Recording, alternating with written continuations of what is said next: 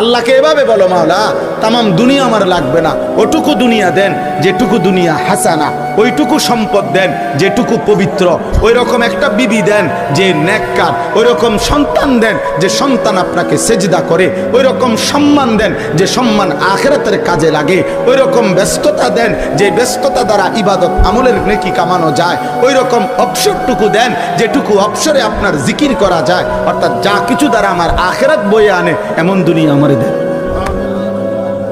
তামামটা লাগবে না মাওনা, পুরোটা দিয়ে কিনো। ওয়াফিল আখিরাতি হাসানা, আখিরাতও যা উত্তম তাই দেন। তাহলে দুনিয়া বাদ দিতে বলছে না, আখিরাত ভুলতে নিষেধ করছে। আমরা তো এটাই বলতে চাই, দুনিয়া করো না ভাই, কোনো সমস্যা কি? আল্লাহকে ছেড়ে দিলা কেন? হালাল হারাম ছেড়ে দিলা কেন? এরম শুরু করলা কা? সুদও খাও, কিস্তিও নাও, মিথ্যাও বলো, ওজন কথায় কথায় হাসতে হাসতে মিথ্যা কথা বলো, হাসতে হাসতে ওজনে কমবে, হাসতে হাসতে